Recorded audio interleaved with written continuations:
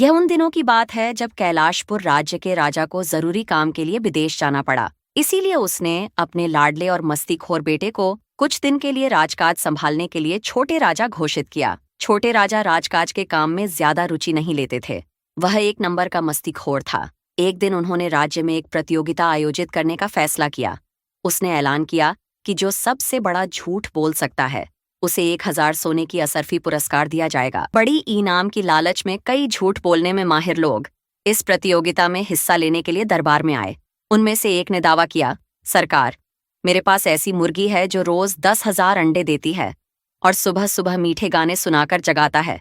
बात सुन छोटे राजा को बहुत मजा आया और कहा, वाह वाह, बहुत खूब भाई, तुम तो काफी अमीर निकले।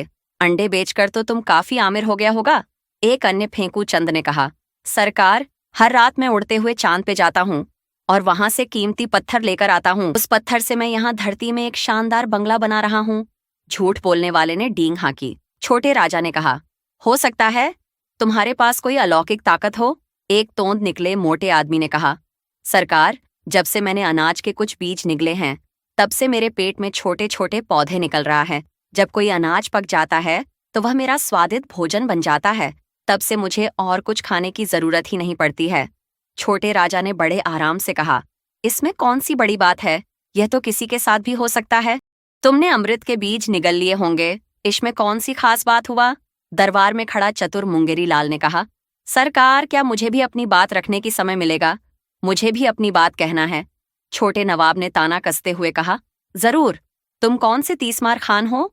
मुंगेरी लाल ने कहा, सरकार, पूरी दुनिया में सबसे बड़े बेवकूफ और झूठे आदमी तो आप खुद हैं। आपको राज सिंहासन पर बैठने के लायक तक नहीं। मुंगेरी लाल की बात सुन पूरी राजसभा में सन्नाटा छा गया। सब डर गया कि इस मुंगेरी लाल अब क्या होगा। छोटे राजा गुस्से से पागल हो गया। वो सिंहासन से खड़ा होकर चिल्लाया, सिपाहियों, इस गुस्ताख को गिरफ्तार कर लो। आदेश पाते ही मुंगेरी लाल को सैनिकों ने पकड़ लिया और जंजीरों से बांध दिया।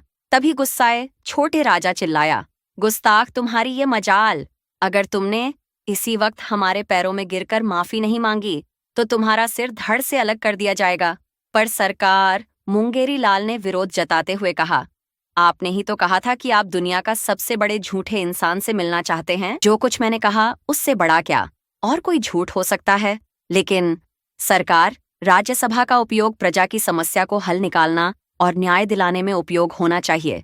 महाराज, मुझे पूरा विश्वास है आप शायद अपने राज्य से बेवकूफ लोग ढूंढकर उसे अपने राज्य से निकालने के लिए यह प्रतियोगिता आयोजित कर रहे हैं। छोटे राजा को समझ में नहीं आया कि क्या करें। क्या मुंगेरी लाल अब झूठ बोल रहा है या वह पहले झूठ बोल रहा था। मुंगेरी लाल उतना बड़ा बेवकूफ नहीं था जितना छोटे राजा उसे समझते थे। छोटे राजा को अपनी बेवकूफी पर थोड़ा शर्म भी आया। उन्होंने बात को संभालते हुए मुंगेरी लाल से कहा, शाबाश, तुम इनाम के हकदार हो। सब लोगों ने मुंगेरी लाल की अक्ल को सराहा।